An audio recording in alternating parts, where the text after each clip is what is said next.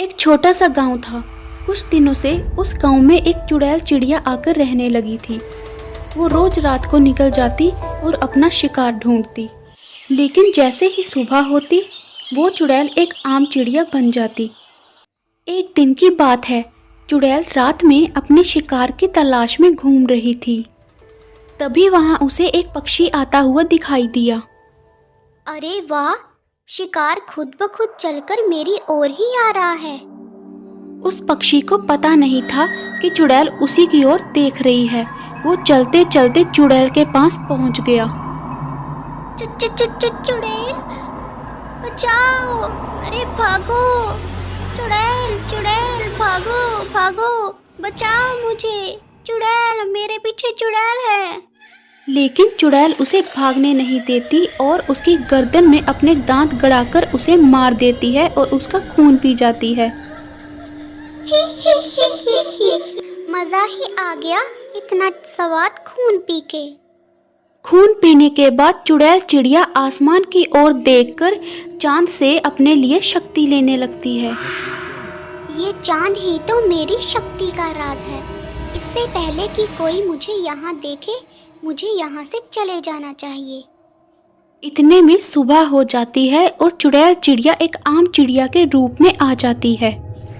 इतना खून पीने के बाद भी मैं कितना कमज़ोर महसूस कर रही हूँ।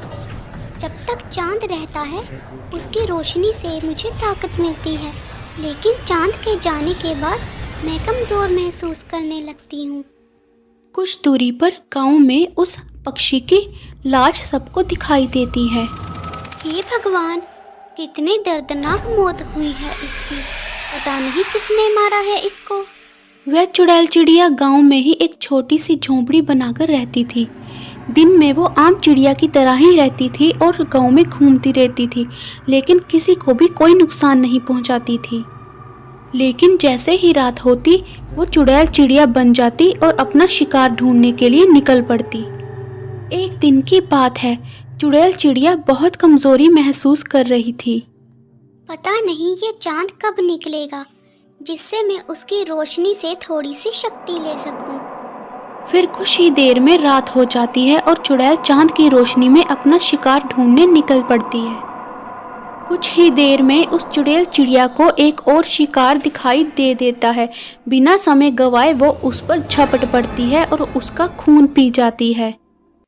सुबह होते ही गांव वालों को उस पक्षी की लाश मिलती है।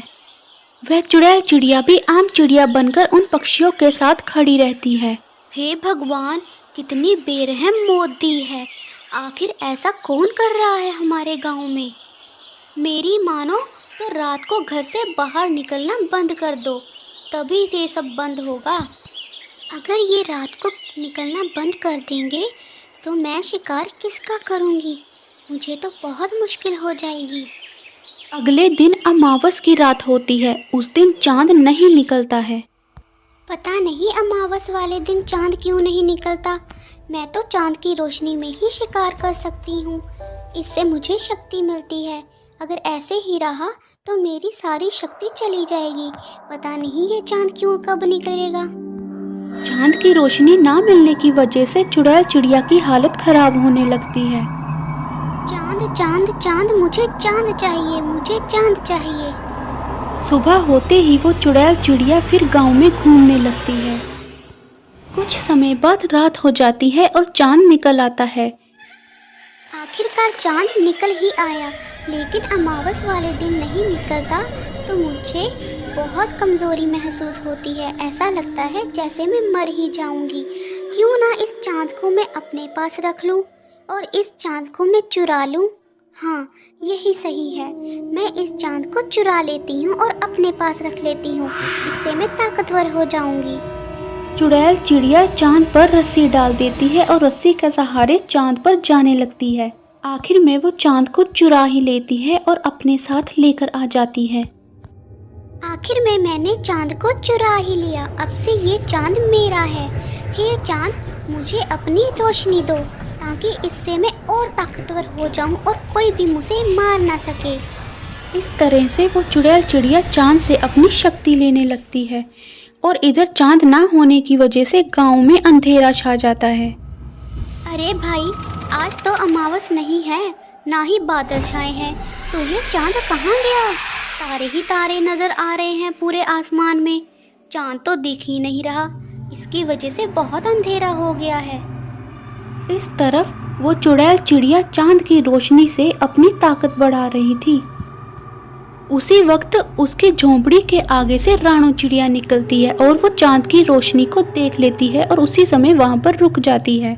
जब वो खिड़की से अंदर झांककर देखती है तो वो उस चुड़ैल को देख लेती है और चांद को भी देख लेती है।